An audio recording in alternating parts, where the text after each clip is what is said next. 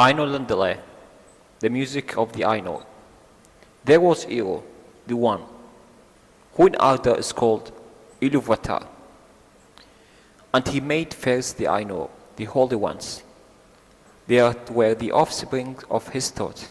So they were the Supreme being, or the god who called Ero, what who everyone in Arda, which later would be the earth, called him Ilúvatar, made the first angels or archangels of his thought, which are the Ainur, or the holy ones.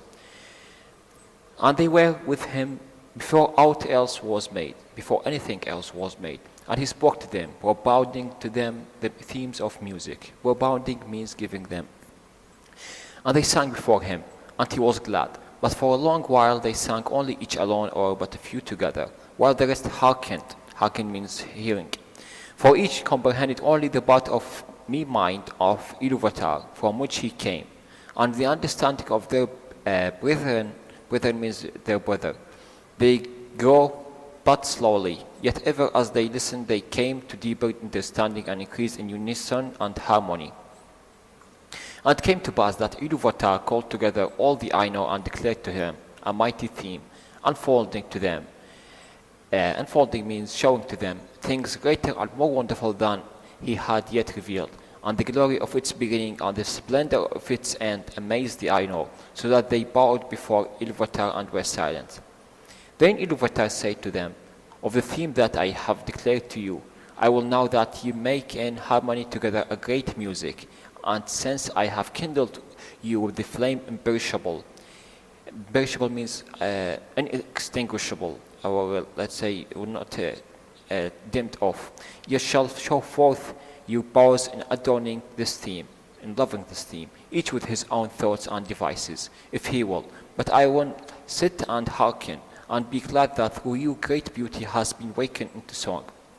Then the voices of the Ainur, like unto harps and lutes, and pipes and trumpets, and viols and organs, and like unto countless choirs singing with words, begin to fashion the theme of Ilúvatar to great music, and a sound arose of endless interchanging melodies. Interchanging means woven against each other's, woven a harmony that passed beyond the hearing into the depths and the height, and the places of the dwelling of Ilúvatar were filled to overflowing. And the music and the echo of the music went out into the void, and was not void. Never since have the Ainur made any music like this music. Though it has been said that greater still shall be made before Ilúvatar by the choirs of the Ainur and the children of Ilúvatar after the end of days. Then the themes of Ilúvatar shall be played aright, and take being in the moment of their utterance. So there will be a great music that later, after the first birth of the children of Ilúvatar, which they call the Quenya Atari, the elves and men later, which will be greater than this theme.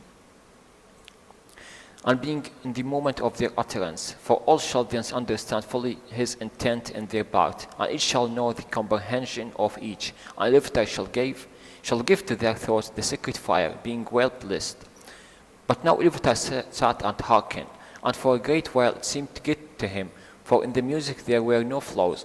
But as the theme progressed, it came into the heart of Melkor to interweave matters of his own, imagining that were not in accord with the theme of Ilúvatar, for he sought therein to increase the power and glory of the part assigned to him. To Melkor among the Ainur had been given the greatest gifts of power and knowledge, and he had shared in all the gifts of his brethren. He had gone often alone into the void places, seeking the imperishable flame, for desire grew not hot within him, to bring into being things of his own. And it seemed to him that Ilúvatar took no thought for the void, and he was impatient of its emptiness. Yet he found not the fire, for it's with Ilúvatar, but being alone he had begun to conceive thoughts of his own, unlike those of his brethren. Conceive means both perceiving or thinking.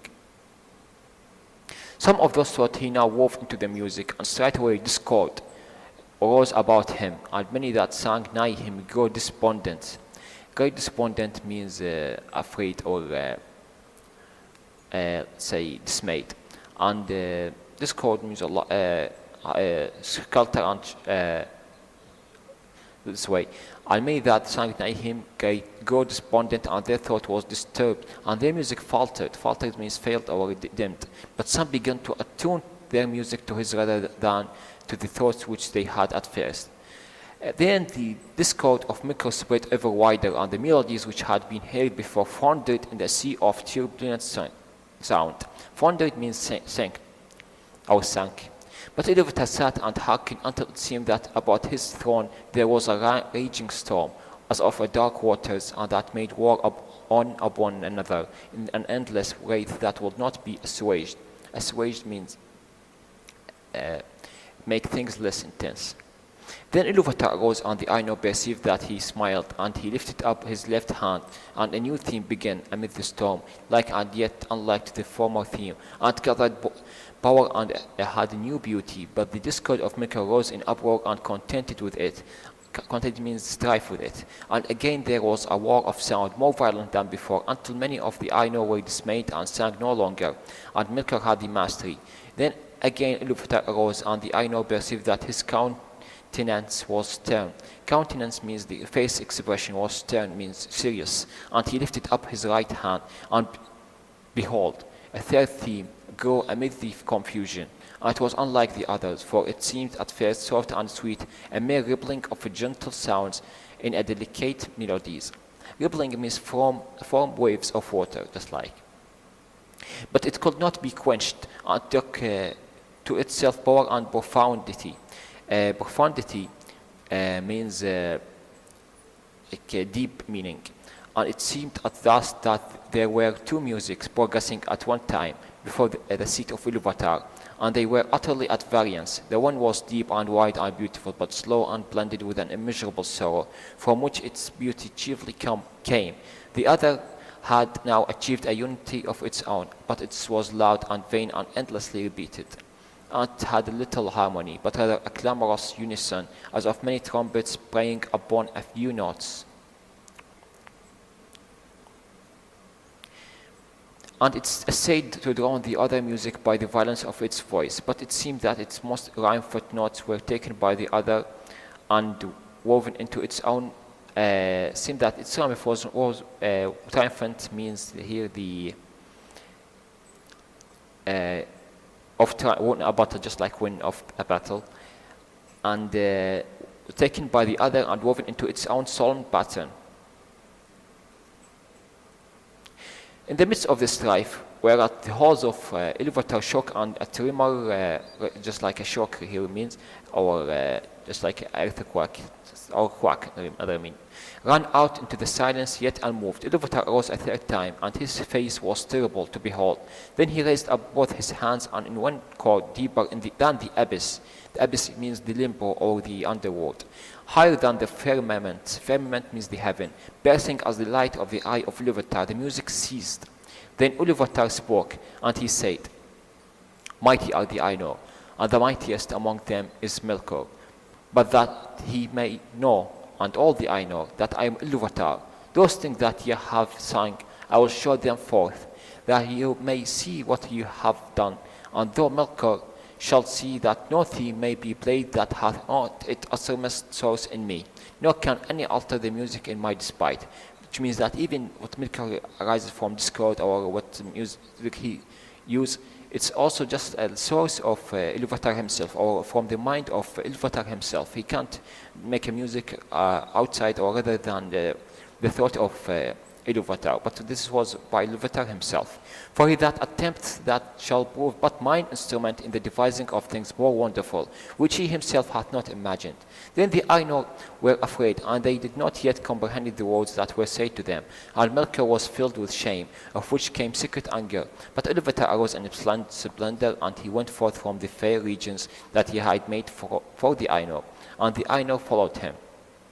But when they were come into the void, Iluvatar said to them, "Behold your music." And he showed to them vision, giving to them sight where before was only hearing.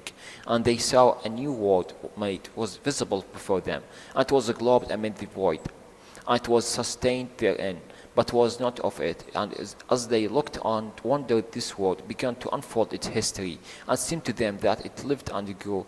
And when the Ainur had gazed for a while, and were silent, Ilúvatar said again, "Behold your music, this is your minstrelsy." Minstrelsy means the practical of performing music. Arid means too dry or fertile.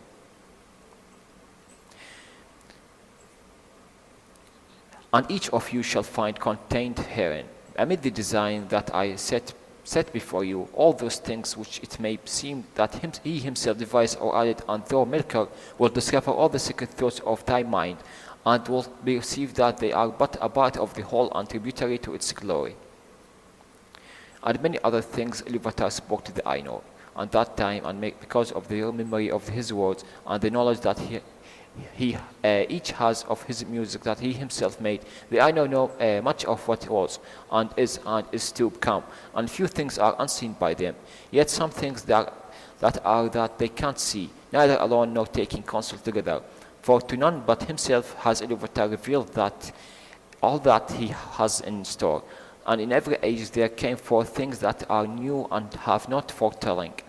Foretelling means not predicted, for they do not proceed from the past, and so it was that as the vision of the world was laid before them, and the Ainur saw that it contained things which they had not thought, and they saw with amazement the coming of the children of Ilúvatar, and the habitation means dwelling or accommodation, that was prepared for them, and they perceived that they themselves in the labor of their music had been busy with the preparation of this dwelling, and yet knew not it had any purpose beyond its own beauty. For the children of Ilúvatar were conceived by him alone, and they came with the third theme, and were not in their theme which Ilúvatar propounded at the beginning, and none of the Ainur had a part in their making.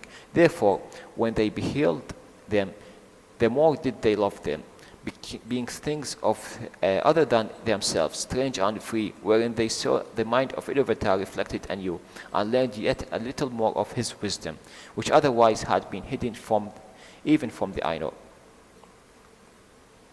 Now the children of Ilúvatar are elves and men, the firstborn and the followers, and amid all the splendors of the world, its halls and spaces and its swelling fires, Ilúvatar chose a place for their habitation in the deeps of time and in the midst of the innumerable stars.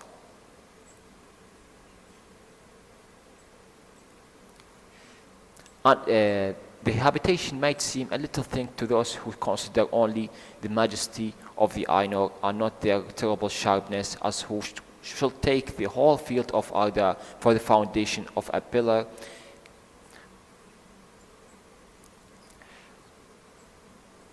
and so raise it until the cone of its summit were more bitter than a needle. The cone means the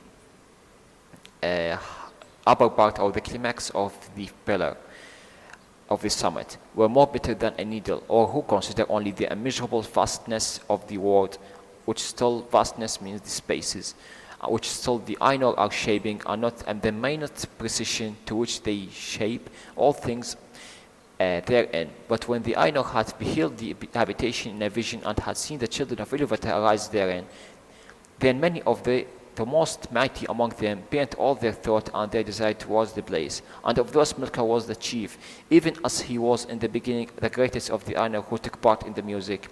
And he feigned, even to himself at first. Feigned means simulate or pretend.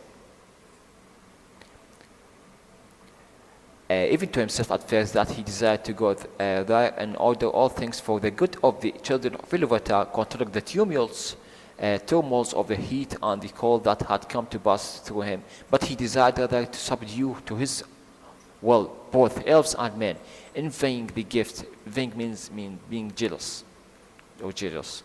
The gifts or malice, envying the gifts which with which Ilúvatar promised to endow them. And he wished himself to have the subject and servants, and to be called Lord, and to be master of all other worlds.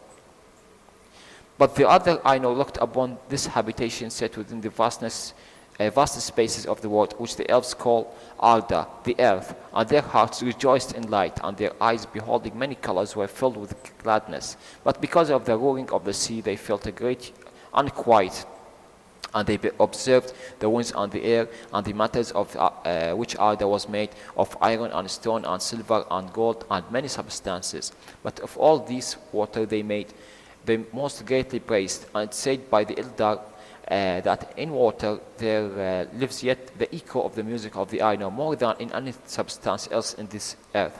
And many of the children of Ilúvatar hearken still unsated to the voices of the sea, and yet know not for what they listen.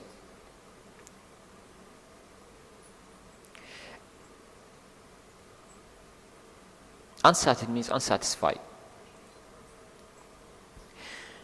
Now to water had the Ainur whom the elves called Olmo turned his thought, and of all most deeply was he instructed by Ilúvatar in music. But of the airs and winds Manwë most has bonded means gave a heat or thinking, who is the noblest of the Ainur, of the fabric of earth, and had Auli thought, to whom Ilúvatar had given skin and knowledge scarce less than to Melkor, but the scarce means lack or less, a little less. But the delight and pride of Auli is in the deed of making, and in the thing made, and neither in possession nor in his own mastery. Wherefore he gives and holds not, and is free from care, passing if ever unto some new work. Holds means save. So the difference between Auli and Melkor, that his deed of making is in the thing that he made, not just want to possess things or other things than him, but the things he made, he want to possess it, or not stealing the other's work. And Ilúvatar spoke to Olmo and said, seest thou not how here in this little realm, in the deeps of time, Melkor hath made war upon thy province? He hath bethought him of bitter cold, immoderate, and yet hath not destroyed the beauty of thy fountains, nor of my clear pools. Behold the snow and the cunning work of frost. Melkor hath devised heat and fire without restraint, hath not dried up thy desire, nor utterly quelled the music of the sea. Behold rather the height and the glory of the clouds, and the ever-changing mist, and listen to the fall of rain upon the earth. And those clouds thou art drawn nearer to Manwë, thy friend, whom thou lovest. So here, seest thou means look to you, bethought, consider or think. Immoderate means excessive. Quelled means put an end. Then Olmo answered, truly water is become now fairer than my heart imagined. Neither had my secret thought conceived the snowflake, nor in all my music was contained the failing of the rain. I will seek Manwë, that he may make melodies forever to my delight. And Manwë and Olmo have from the beginning been allied, and in all things have served more faithfully the purpose of Ilúvatar. But even as Olmo spoke, and while the Ainur were yet gazing upon this vision, it was taken away and hidden from their sight, and seemed to them that in that moment they perceived a new thing, darkness, which they had not known before except in thought. But they had become enamored of the beauty, means enchanted, enamored of the beauty of the vision, and engrossed in the unfolding of the world, or in the showing of the world.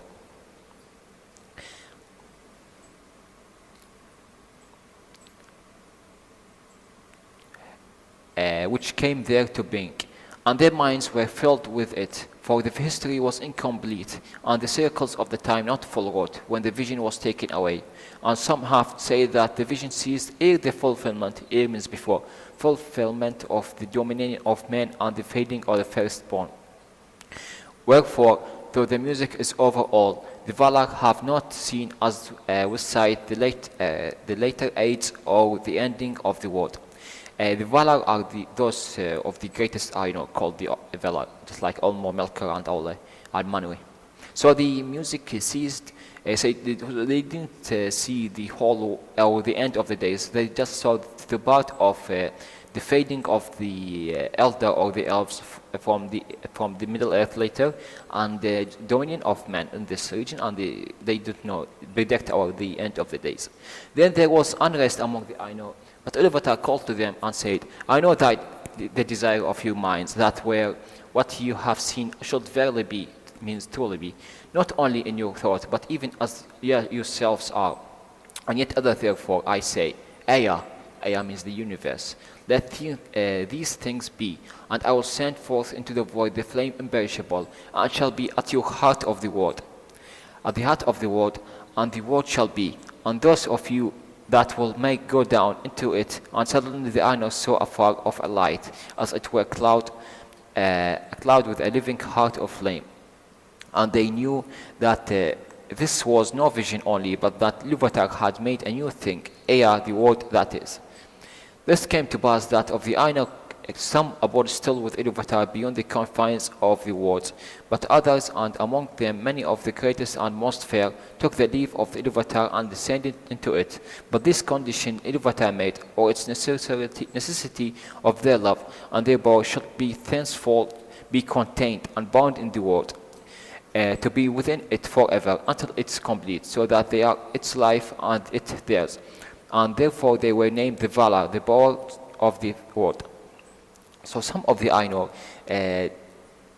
sitting with Iluvatar, but the other descend to this world, and they and by a condition made by Iluvatar, they will not return ever to the halls, timeless halls, or above the confines of the world, or above Aya, to timeless void, until the end of the days. So they will be bound to it, and being the life of the elder or the world, and the world is their life, or those who called Vala. But when the Vala entered to Aya, they were at first astounded and at a loss, for it was as if naught was yet made, which they had seen in vision, and all was but on one point to begin, and yet unshaped, and it was dark, for the great music had been but the growth and the flowing of thought in the tuneless halls, and the vision only a foreshowing.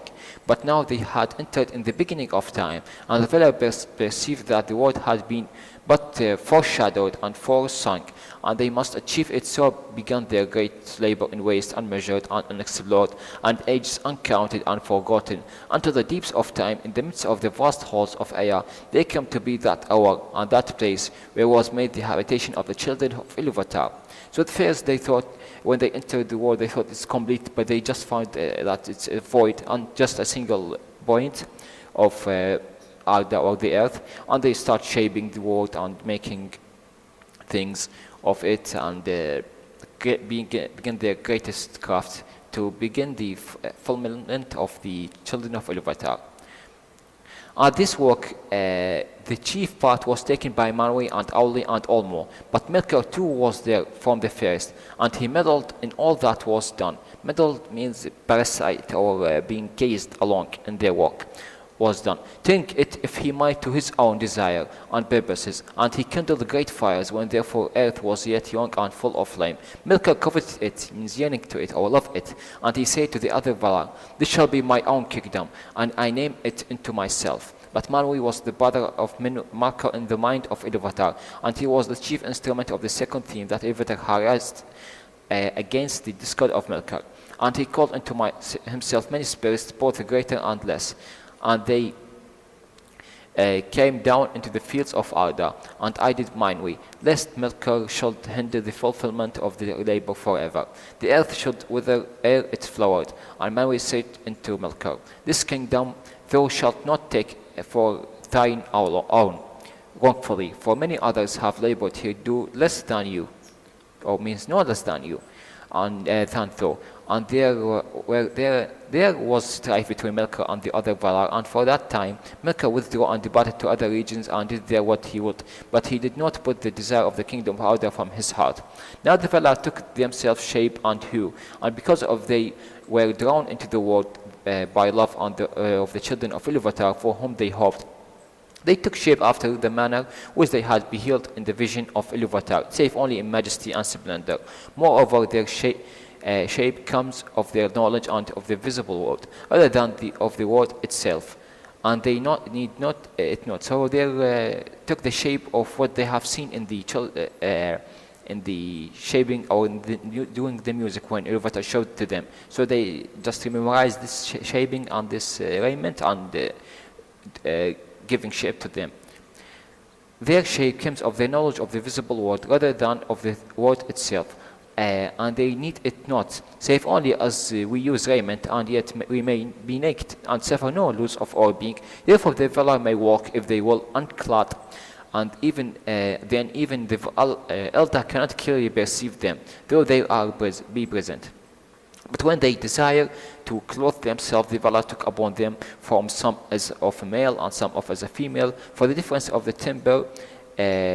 Timber means mood. They had even from their beginning, and it's but bodied forth in the choice of each, not made by the choice, even as male and female. So they choose not from their choice, but they are being like a body of male and body of female.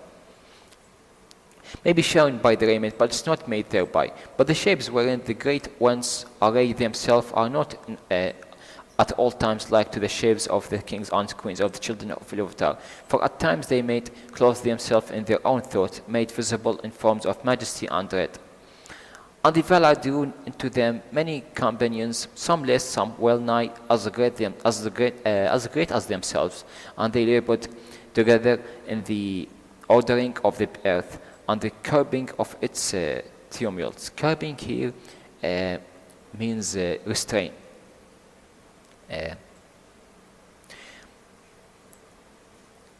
Then Melkor saw what was done, and that the Valar walked on earth as powers visible, clad in the raiment of the world, and were lovely and glorious to see, and blissful, and the earth was becoming a garden for their delight, for its tumult was subdued.